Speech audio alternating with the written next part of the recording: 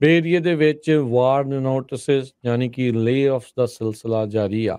ਇੱਕ ਹੋਰ tech company PayPal ਉਹਨਾਂ ਨੇ ਐਲਾਨਿਆ ਆ 300 ਤੋਂ ਵੱਧ ਜੌਬਾਂ ਸੈਨ ਹੋਜ਼ੇ ਦੇ ਆਫਿਸ ਦੇ ਵਿੱਚੋਂ ਕੱਟੀਆਂ ਜਾਣਗੀਆਂ।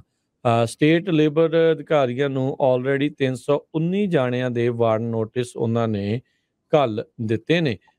ਇਹ ਬਹੁਤ ਰੀਸੈਂਟ ਜਿਹੜੀ ਪੇਪਾਲ ਜੌਬ ਕੱਟਸ ਉਹ ਹੈਗੀ ਆ। ਸੋ ਕਹਿੰਦੇ ਵੀ 378 ਜੋਬਾਂ ਓਵਰਆਲ ਬੇ ਏਰੀਏ ਦੇ ਵਿੱਚੋਂ ਜਿਹੜੀਆਂ ਕਿ ਸਾਰੀਆਂ ਸੈਨ ਹੋਜ਼ੇ ਦੇ ਆਫਿਸ ਦੇ ਵਿੱਚੋਂ ਆ ਉਹਨਾਂ ਨੂੰ ਕੱਟ ਕੀਤੀਆਂ ਜਾਣਗੀਆਂ।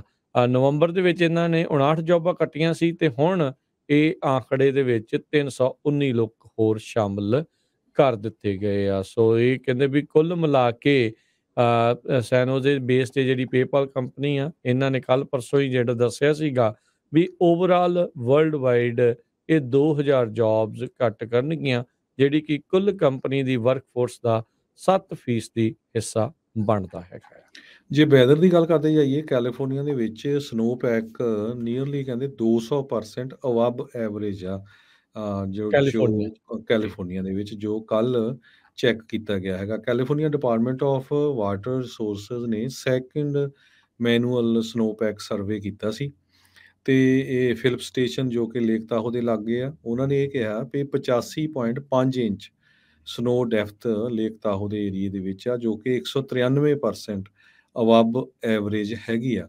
ਤੇ ਪਿਛਲੇ ਮਹੀਨੇ ਵਾਟਰ ਰਿਸੋਰਸਿਸ ਨੇ 55.5 ਇੰਚ ਸਨੋ ਡੈਫਥ ਲੇਕ ਤਾਹੋ ਏਰੀਏ ਦੇ ਵਿੱਚ ਰਿਕਾਰਡ ਕੀਤੀ ਸੀ। ਸੋ ਹੋਪਫੁਲੀ ਇਹਦੇ ਨਾਲ ਜੋ ਕੈਲੀਫੋਰਨੀਆ ਦੇ ਵਿੱਚ ਡਰਾਊਟ ਆ ਉਹਦੇ ਉੱਤੇ ਕਾਫੀ ਜ਼ਿਆਦਾ ਜਿਹੜਾ ਅਸਰ ਪਊਗਾ।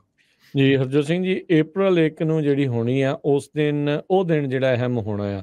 ਆਪਾਂ ਦੇਖਿਆ ਸੀ ਕੁਛ ਵੀਕ ਪਹਿਲਾਂ ਇਹ ਜਿਹੜਾ ਸਨੋ ਪੈਕ ਆ 250% ਅਬਵ ਐਵਰੇਜ ਤੋਂ ਵੀ ਜਿਹੜਾ ਚਲਾ ਗਿਆ ਸੀ। ਸੋ ਹੁਣ ਉਸ ਤੋਂ ਬਾਅਦ ਬਰਫ਼ ਕੋਈ ਹੋਰ ਨਹੀਂ ਪਈ, ਖੁਰਨੀ ਸ਼ੁਰੂ ਹੋ ਗਈ ਆ।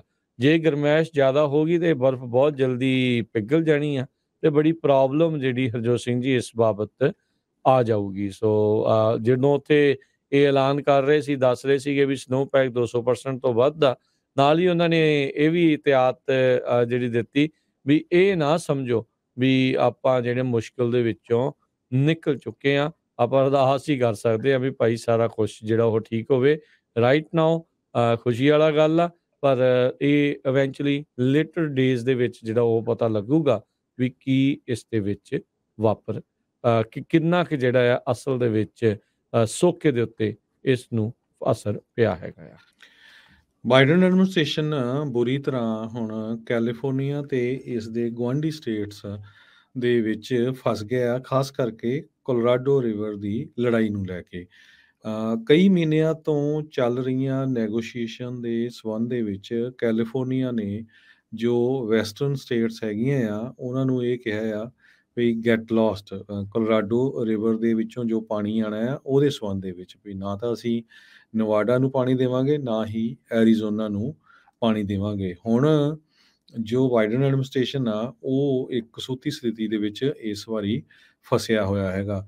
ਰਿਪਰੈਜ਼ੈਂਟੇਟਿਵ ਗ੍ਰੈਗ ਸਟੈਂਟਨ ਐਰੀਜ਼ੋਨਾ ਤੋਂ ਆ, ਖਾਸ ਕਰਕੇ ਜੋ ਫੀਨਿਕਸ ਏਰੀਏ ਨੂੰ ਬਿਲੋਂਗ ਕਰਦੇ ਆ, ਰਿਪਰੈਜ਼ੈਂਟ ਕਰਦੇ। ਉਹਨਾਂ ਨੇ ਇਹ ਕਿਹਾ ਵੀ ਹੁਣ ਜੋ ਐਡਮਿਨਿਸਟ੍ਰੇਸ਼ਨ ਆ ਬਾਈਡਨ ਦਾ ਉਹਨਾਂ ਨੂੰ ਕੋਈ ਸੋਲੂਸ਼ਨ ਦੇ ਵਿੱਚ ਆਉਣਾ ਚਾਹੀਦਾ, ਕਿਉਂਕਿ ਕੈਲੀਫੋਰਨੀਆ ਵਾਲਿਆਂ ਨੇ ਤਾਂ ਆਲਰੇਡੀ ਕਹਿ ਦਿੱਤਾ ਆ ਵੀ ਲੀਗਲੀ ਕਲੇਮ ਅਸੀਂ ਇਹ ਕਰਦੇ ਹਾਂ ਡੇਟਿੰਗ ਬੈਕ ਟੂ 1922 ਜਦੋਂ ਤੋਂ ਜੋ ਸੰਧੀ ਹੋਈ ਸੀਗੀ ਉਸ ਦੇ ਸੰਬੰਧ ਦੇ ਵਿੱਚ। ਇੰਟੀਰੀਅਰ ਡਿਪਾਰਟਮੈਂਟ ਨੇ ਵੀ ਸਟੇਟਸ ਨੂੰ ਪੁੱਛਿਆ ਸੀ ਵੀ ਕੋਈ ਜੁਆਇੰਟ ਤੁਸੀਂ ਕੋਈ ਸੋਲੂਸ਼ਨ ਲੱਭ ਕੇ ਲਿਆਓ ਜਿਹਦੇ ਵਿੱਚ ਸਾਰਿਆਂ ਨੂੰ ਜਿਹੜਾ ਪਾਣੀ ਮਿਲ ਸਕੇ। ਪਰ ਕੈਲੀਫੋਰਨੀਆ ਵਾਲਿਆਂ ਨੇ ਸ਼ਰੇਆਮ ਜੋ ਨਵਾਡਾ, ਐਰੀਜ਼ੋਨਾ ਇਹਨਾਂ ਸਟੇਟਸ ਨੂੰ ਨਾ ਕਰ ਦਿੱਤੀ ਹੈਗੀ ਆ। ਜੀ ਇਹ ਮਸਲਾ ਜਿਹੜਾ ਵੱਧਦਾ ਜਾਂਦਾ ਆ।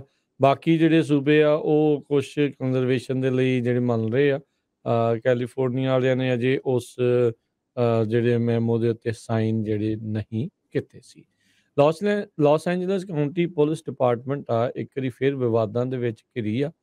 ਸੋਸ਼ਲ ਮੀਡੀਆ ਦੇ ਉੱਤੇ ਇੱਕ ਵੀਡੀਓ ਜਿਹੜੀ ਉਹ ਸਾਹਮਣੇ ਆਈ ਹੈ ਜਿਸ ਦੇ ਵਿੱਚ ਦੋ ਅਫਸਰ ਇੱਕ ਡਬਲ ਐਮਪਿਊਟੀ ਜਾਨੀ ਕਿ ਉਸ ਦੇ ਦੋ ਅੰਗ ਕੱਟੇ ਹੋਏ ਸੀਗੇ। ਉਹ ਉਹਨਾਂ ਤੋਂ ਪਰੇ ਨੂੰ ਜਾ ਰਿਹਾ ਸੀ। ਉਸ ਬੰਦੇ ਨੂੰ ਦੋ ਪੁਲਿਸ ਅਧਿਕਾਰੀਆਂ ਨੇ ਮਾਰ ਦਿੱਤਾ ਗੋਲੀ ਦੇ ਨਾਲ।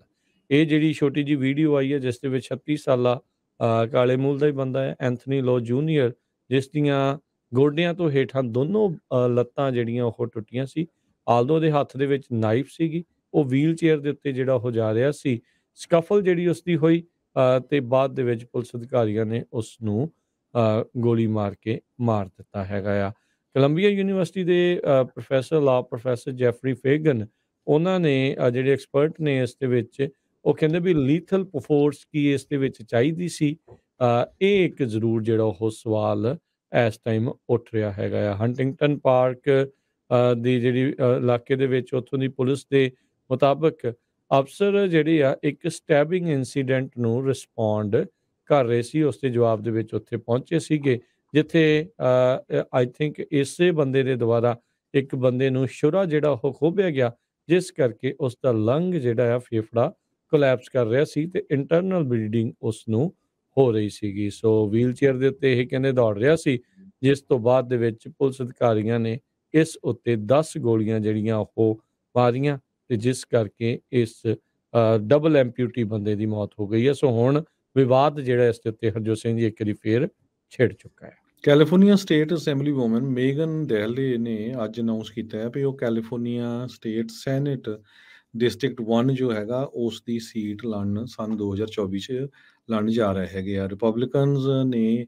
ਇੱਕ ਈਮੇਲ ਸੈਂਡ ਕੀਤੀ ਆ, ਕਿਉਂਕਿ ਉਸਨੇ ਉਸ ਟਾਈਮ ਅਨਾਉਂਸ ਕੀਤਾ ਜਦੋਂ ਉਹਨਾਂ ਦੇ ਜੋ ਹਸਬੈਂਡ ਆ ਉਹ ਵੀ ਆਪਣੀ ਪੋਜੀਸ਼ਨ ਨੂੰ ਕੁਇਟ ਕਰਨ ਜਾ ਰਹੇ ਆ। ਮੇਗਨ ਦੇਲੇ ਨੇ ਪਿਛਲੇ ਡਿਸਟ੍ਰਿਕਟ ਅਸੈਂਬਲੀ ਸੀਟ ਇਲੈਕਸ਼ਨ ਦੇ ਵਿੱਚ 62.1% ਵੋਟਾਂ ਨਵੰਬਰ ਮਹੀਨੇ 'ਚ ਜਿੱਤੀਆਂ ਸੀਗੀਆਂ ਅਗੇਂਸਟ ਡੈਮੋਕਰੇਟ ਚੈਲੰਜਰ ਬੈਲ ਸਟਾਰ ਸੈਂਡਵਿਚ ਤੇ ਉਹਨੂੰ ਕਹਿੰਦੇ ਭਈ ਹਾਈਲੀ ਕੰਜ਼ਰਵੇਟਿਵ ਲੀਨਿੰਗ ਇਹ ਏਰੀਆ ਆ, ਸ਼ਾਸਤਾ ਕਾਉਂਟੀ ਤੇ ਸਿਸਕੀਓ ਕਾਉਂਟੀ, ਤੇ ਉਹਦੀ ਜਿਹੜੀ ਸਪੋਰਟ ਕਾਫੀ ਆ ਤੇ ਆਉਣ ਵਾਲੇ ਸਮੇਂ 'ਚ ਲੱਗਦਾ ਆ ਵੀ ਜੇ ਉਹ ਇਲੈਕਸ਼ਨ ਲੜਦੇ ਆ ਤੇ ਉਹ ਈਜ਼ਲੀ ਜਿੱਤ ਜਾਣਗੇ।